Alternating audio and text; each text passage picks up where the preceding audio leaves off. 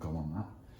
So I've done my best to collate these things together, and rather than just go through them and answer them as like a set of questions, I've tried to go at them in terms of what are the common themes, what are the topics, how do they relate to one another, how can I then put that in a format that I can present and teach, okay? So that I'm not just talking about completely separate things, but that we're teaching things in a way where it all molds together into one. So I'll let you be the judges of whether or not I've done a good job of that. These are the key things that came out of the stuff that you guys were talking about. So there was a clear sort of interest in lead generation from an online perspective, and that was for both generating online clients and clients offline in the gym as well. Two separate things, but with the right structure, we can approach them in a very similar way. There was then also this lead magnet stuff that you've mentioned, Carly, and I think that fits in very, very nicely with those things there. There was then some offline lead generation stuff that people wanted to know about, and that ties back into here. So how do I generate leads offline, online? But then also people wanted to know, what does Matt do? Like, I don't work in a gym anymore. I don't have footfall. I don't have people walking past day in, day out. So what are the types of things that I do? And I'm going to share with you one of the key systems that's part of my business. And then also the question that was posed to me was, you get to see all these trainers, you get to see all their businesses and what's going on, what's working across the board, what's going well, what maybe isn't going well in terms of lead generation. The other area was like finance, investments, what to invest in and stuff like that, okay? So we're going to tackle this in order. We're going to go at these top couple of bits first and then work our way through there, and hopefully you'll start to see this structure fall together nicely. What I will say is, especially for this first section, when it comes to this online piece, we could spend 5-6 hours talking about stuff you could be doing online, okay? It's a huge topic and something that, let's face it, no one in this room has the required amount of time to do absolutely everything you could do online. So let's just get that out of our heads straight away. What I'm trying to do here is give you the absolute fundamentals of what needs to be happening for you to see some form of result, okay? I'm not going to say that you're going to get leads coming out of your ears, but what I'm saying is that if you do these basic things, even with a small following, you can be generating leads on quite a regular basis. Go onto my Instagram page, not even got 1,000 followers, okay? Last month, I got 3 mentoring clients from Instagram, and then I got a PT client from Google, from stuff that I've done over there, okay? Don't need a big following. You just need to be doing the right things in the right way with the right kind of messaging, yeah? So some of this you will already know, but might not necessarily be doing. So let's get clear on those things and let's make sure that we are doing them. When I say online, obviously the main thing we're talking about is social media. Online can mean a lot of things, but the main thing we're looking at is social media, yeah? That's where we spend most time. So forget this for now, we're going to talk about this top bit. Fundamentals of generating leads online through social media. I'm going to break this down into 2 things. The first thing is consistency. You have to be consistent. You have to be posting something on a daily basis, yeah? Do I always manage it? No, but that has to be the intention. That has to be something you do. Even if I don't get around to posting a post every day, I will at least upload a couple of stories or something like that, just to make sure something's gone on there. That top of mind awareness, that understanding of social media being an algorithm, first and foremost, that's what it is. You have to play the game, you have to play by the rules, you have to understand the inner workings of that. So turning up regularly is favourable to you, not just from the algorithm, but then obviously from the people that follow you and trying to get new followers and things like that. Consistency is really, really big.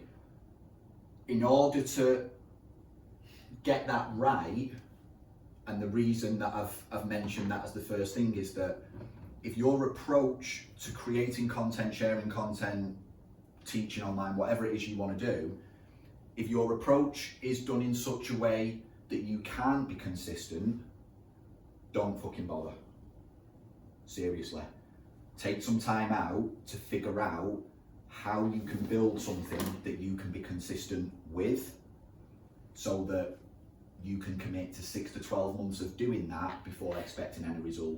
If you think that you're going to be consistent for a week or 2 weeks and see something, not a chance. Not a cat in hell's chance, yeah? That's the equivalent of just going around on the gym floor for 2 weeks and expecting to have a full business just because you were there, yeah? It's not going to happen. When I say consistency, I'm talking 6 months, 12 months, 2 years, 5 years, 10 years. Build a system, build a way of producing stuff that allows you to think on that sort of level. Because let's face it, regardless of how we're producing content at the minute and what it's for most of us at the minute it's probably Instagram, that type of thing, maybe TikTok, maybe people like that. Regardless of what platform it is, the fact that we need to produce content now is probably never going away, ever. The modality of it might change, where we're posting it might change, but the fact that we need to create it isn't going to change. So it just makes sense in my head to approach it from that standpoint, that if you're going to be producing content for the next 10 years, how are you going to go about doing that? What's it going to look like? What types of things do you want to be producing? Obviously it'll change and evolve over time, but that consistency piece for me is really, really important. You've got to build a structure around that. So in my world, what that looks like, and again, this isn't where you're going to start, this has taken me a long time to get to this point. I've had to build a system that allows me to produce a weekly podcast. So that goes out every week without fail, apart from when I schedule it wrong and send out 2 in 1 week. That's happened recently. There's then video content that works alongside the podcast that goes onto YouTube. And then on a more regular basis, it's the daily stuff that you'll see on Instagram, stories, things like that, okay? That's my ecosystem.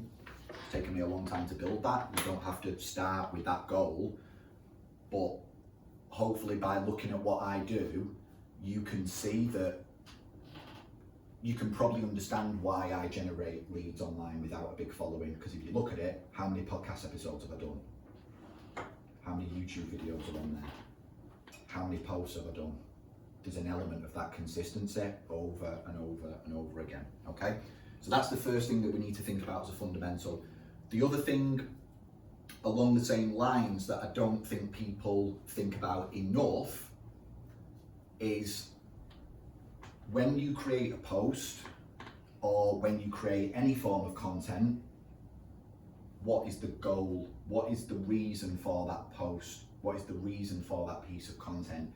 If the reason is just to create a post, good luck getting any results from anything like that.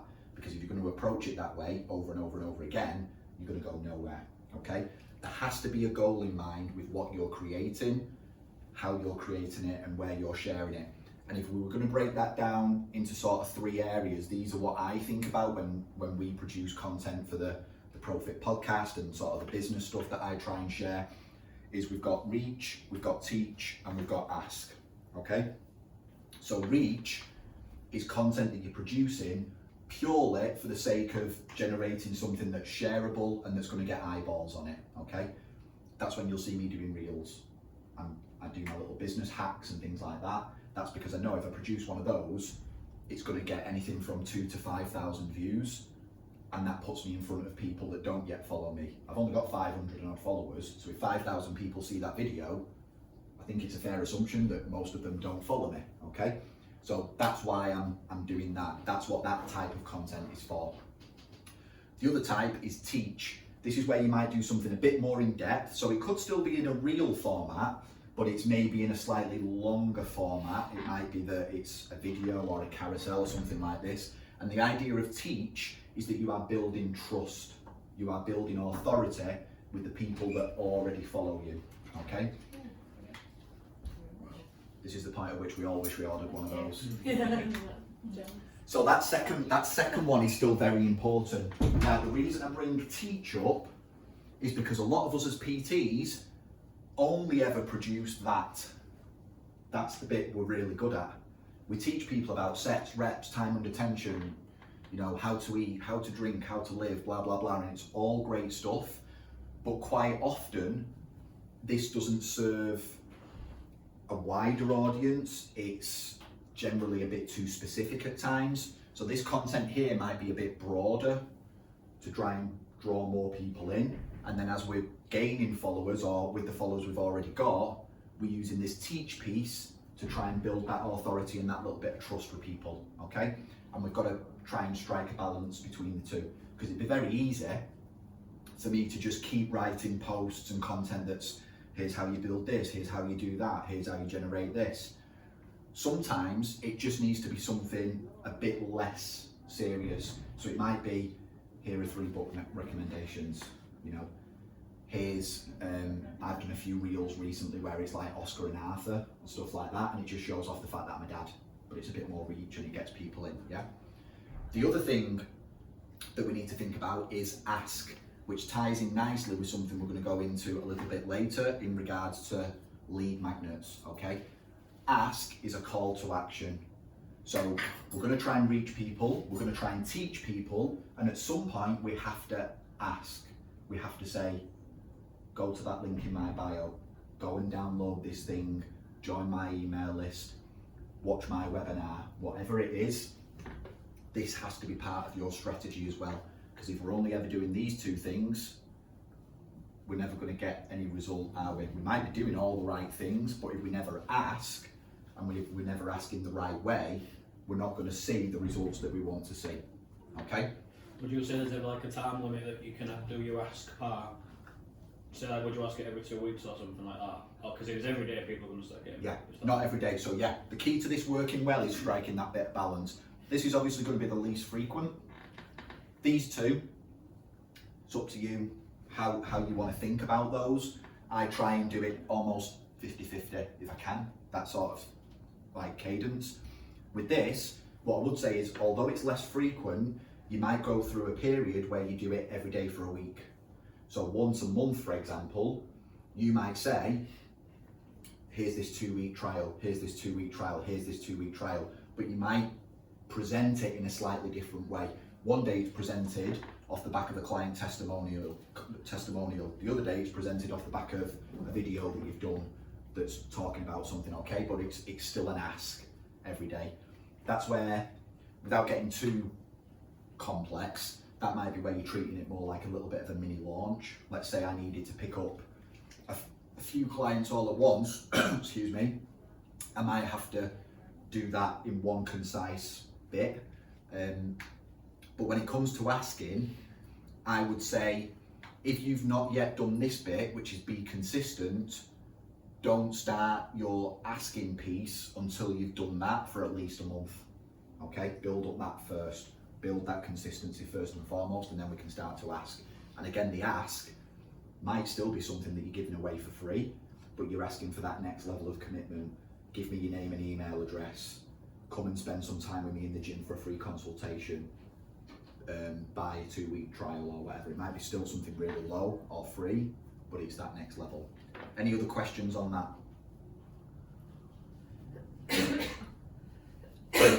This bit here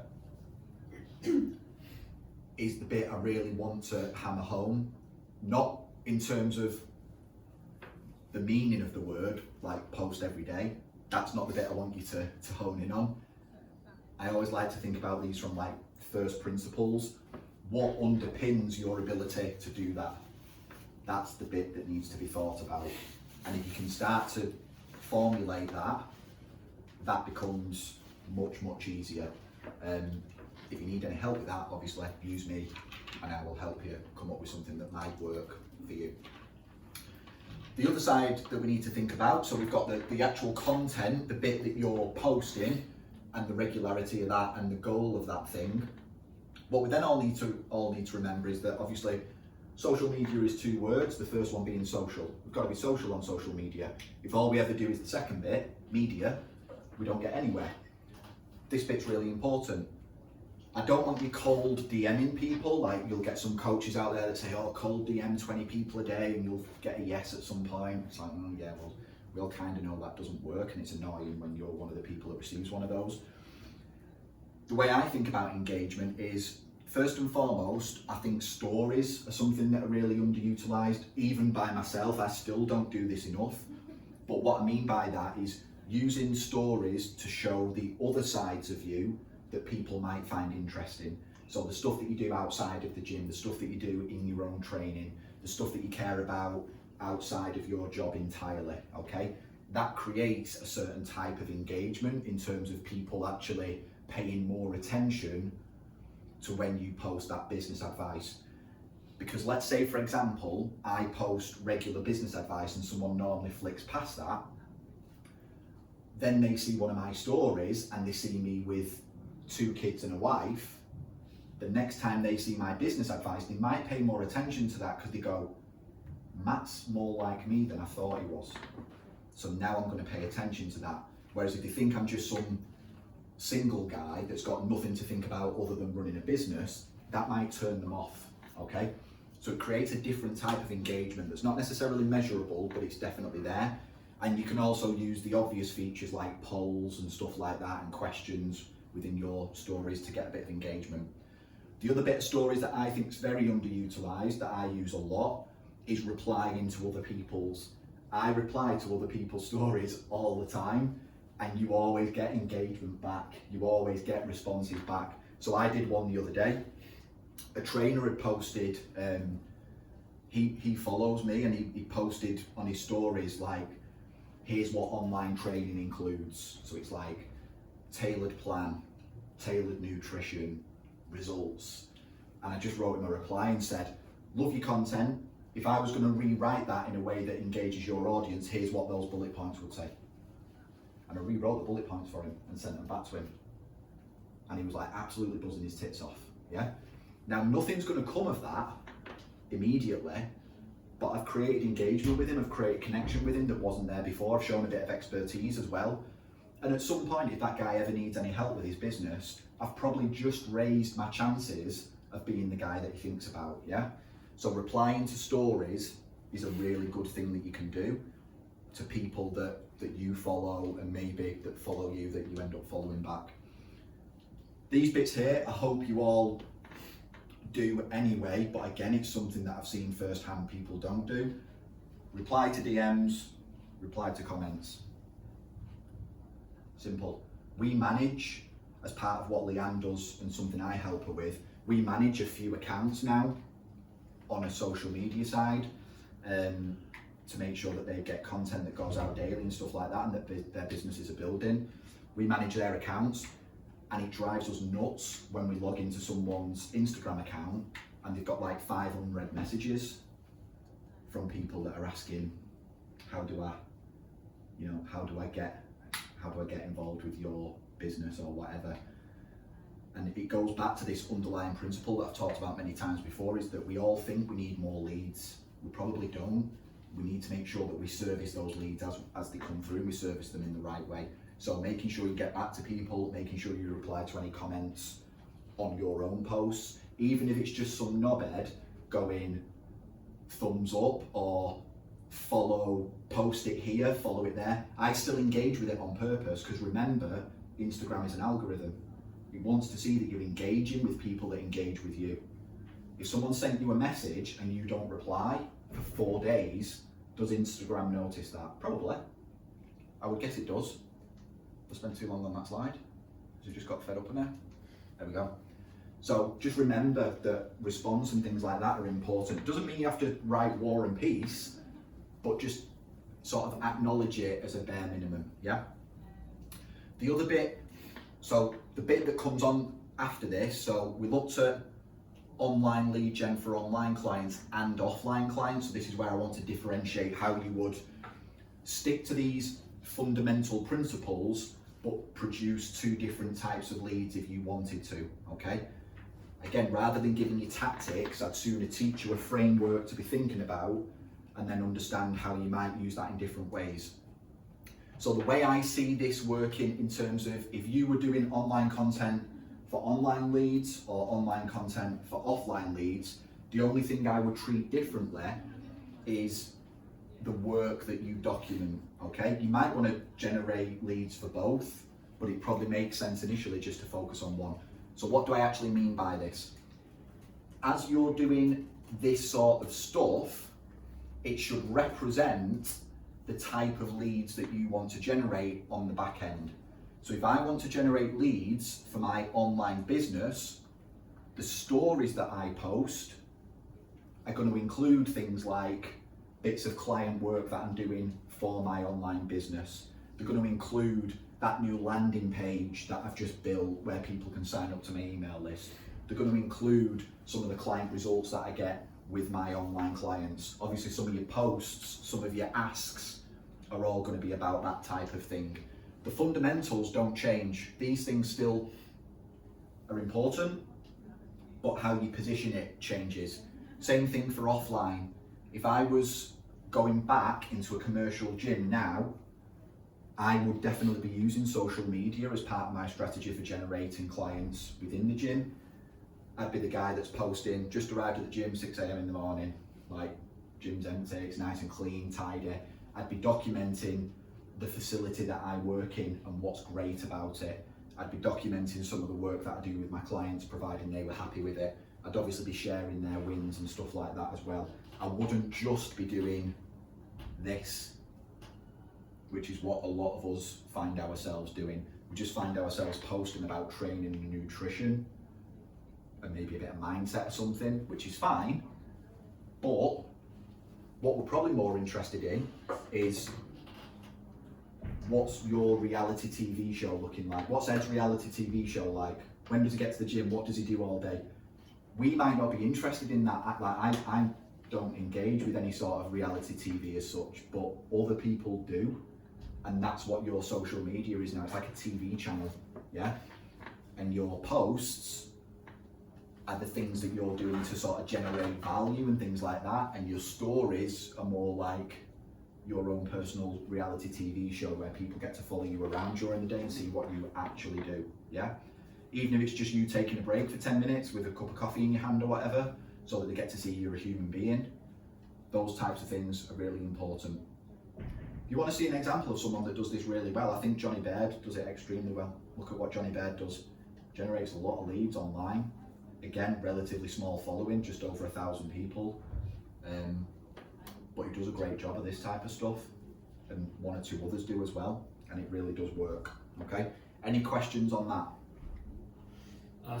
Johnny Baird, I'm picking Johnny Baird's brain, that was weird. So next week when he comes back off holiday, and I remember him saying a while ago that he used to kind of go through, you know, like the famous celebrities and stuff about the ticks and stuff. All the comments that was asking them questions that don't get replied to because there's that many, he was answering them questions on them, and then they started following him and trusting him and signing up with him and stuff. Yeah, there's I mean, like I say, if you were going to go all out on social media, it would probably be like a 6-7 hour a day thing where you would go in and you would, you know, again, if you follow any sort of like influencer that teaches how to do Instagram, they'll tell you, you know, go and follow Jamie Alderton and people like that in our industry and start engaging in their comments and start following the people that follow them and all. And you can do all of that, you can, but I'm just being very, very realistic in terms of, if you've only got limited time to spend on this or thinking about this, these are these are the key pieces, yeah? If all else fails, these are the things I still get done. Something that got brought up, you might have heard this in our podcast episode last week, it stuck with me when Casey came on to talk about habits, and it's something that sort of stuck with me that she said, because we recorded that several weeks ago, and I think it applies to this really well, is she talked about when you're thinking about forming a new habit, we all like to think about it in terms of how it's going to look on our best day. So when everything goes well, here's what that new habit's going to be. She sort of said you need to do it the other way. On your absolute worst day, what would that habit look like to ensure that you still got it done? And I think that's maybe a good place to start with online and social media stuff if it's not yet something that you're doing with any sort of real strategy. You might be doing it, but it might just be lacking a bit of strategy and a bit of structure, okay? So that's how to think about it, and then just documenting what you do in different ways so that people can get to see the types of things you do. For example, today I posted that we're coming here. Yesterday I gave a sneak peek of some of the types of things we're going to be going through to get people thinking, well, what's that? I don't know what that is. But the people that attend will get to know, won't they? But they don't. creates a level of intrigue, creates a bit of interest. So we've ticked off these. That one's the same as that one up there. We're now going to look at lead generation offline and some of the things that are working, some of the things that I prioritise, given the fact that, again, we've just spoke about the idea of we can't do everything, so we've got to pick and choose our battles. And then I'm going to spend a bit of time going through how I would approach lead generation if I was starting again from scratch, because that's something that came up a few times. So, oh, sorry, this one next, then these. I've missed that bit. So, as part of what I talked about here, we talked about ask, and for a lot of people, that's a gap in what they're doing online. We can fill that ask gap if we create the right type of lead magnets, okay? So I know that this is something that's a bit more internet marketing and not something that you might know much about. I want to give you, again, just some frameworks and some ideas to go away and think about today, because if this is a gap in your online strategy, it's a gap we need to fill. So my job today is just to give you lots of ideas so that you can go away and maybe think about how you might fill that gap. The reason this is so important is what Carly said before. If I rely solely on a single platform to generate leads and generate business, let's use Instagram as an example, I am then at the mercy of Instagram. If they ever take away my reach, if they ever take away my following, if ever they ban my account, I've just lost everything I've built. Same for YouTube, same for Facebook, same for TikTok, same for Twitter, whatever it is. So the idea behind your lead magnet and this ask and this call to action is, yes, it's the next level of commitment, yes, it's the next level of engagement, but actually as the business owner, it's your way of pulling that person from another platform and bringing them to yours. It's bringing them into your world, it's getting them on your email list, something that you own as a sort of a business asset, okay? Types of things that can be a lead magnet, just to give you a few ideas, because these aren't, people just think of them as PDFs, but they can be many different things. So we've got downloads, so that could be some sort of PDF, a blueprint, a template, a guide, a checklist, plans, recipes, those types of things. Could be something more interactive, and I've covered this not that long ago. So it could be quizzes, could be surveys, could be some sort of online webinar that you're hosting, could be some sort of video for people to watch, or like a little video course to engage with. The other thing it could be is a test of your service. So this is where we might offer like a voucher to try working with us. We might do some sort of trial that we charge for. We might offer out free consultations where they've got to apply and stuff like that. So there's lots of different types of lead magnets to think about. And I'm not going to say that you need loads of these, but what I am going to say is it might make sense to make sure that you've got more than one, because then when it comes to doing that regular ask, you can ask for people's commitment in different ways. Is it an ask buy even when it's still for free? Yeah, yeah, definitely. Because you're asking for some level of commitment. Yeah. You're asking for either their data Or just time. or their time. Yeah. So just as a quick idea of like one of each of those three, a download might be a free 4-week plan that someone can download. If you want to get stronger in the gym, go and follow this plan for the next 4 weeks. Dead simple, yeah? Terrible example, but just an example. Something more interactive might be like a new mum health check quiz. So if you were working with new mums, we might be able to do a quiz that someone can run through and make sure that they're still looking after themselves. A service test might be something like download this voucher for 2 free PT sessions or something like that.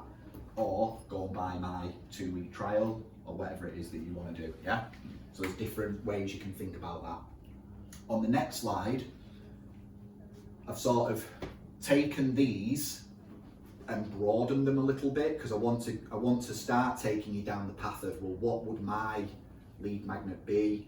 What might it be called? What might it be about? So I've come up with sort of 6 categories, and I'm just going to give you some ideas for each of those 6 categories, just to get your brain whirring and get you thinking about this a bit more deeply. You're probably going to have to go away and refine this, but I just want to get those cogs turning, okay?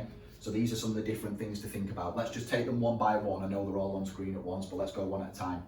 So the first type of lead magnet or ask or call to action that we might want to think about is something that's how-to based, okay? So this is sort of filling in a perceived gap that someone thinks they've got, yeah? So how to train less and lift more, how to eat for weight loss, how to get quicker in 30 days, right? Those titles, by the way, are not great. They would need more work, but I've tried to keep them broad so that you might be able to apply them to your, your niche or whatever. Mistakes is another one. So any sort of perceived mistakes that people make, they would want to make sure that they either don't make them moving forwards or be aware that they're making them at the moment. So 7 things that ruin weight loss efforts is an example, or the 5 biggest muscle building mistakes. You could deliver these in any number of ways. So they could be delivered as some sort of download, they could be done as some sort of video or webinar quiz thing, or they could be done in this way. How you deliver them doesn't matter, but we've got to get clear on what the title and the idea is. You might give away some sort of cheat sheet. So these are really good for giving people quick wins. People like to feel like, I've got a secret that no one else has got. I've got a little hack that no one else has got. So something like this, like the 3 free tools my clients use to stay fit, just gives off this perception of, my clients know something you don't. Do you want to know what they are? And it gets that little bit of intrigue.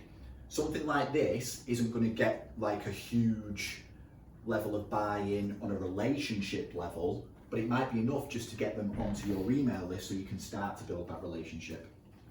5 steps to weight loss might be another little cheat sheet, just where you're panning out things that are quick and easy for people. Get quick in 3 steps. Another example.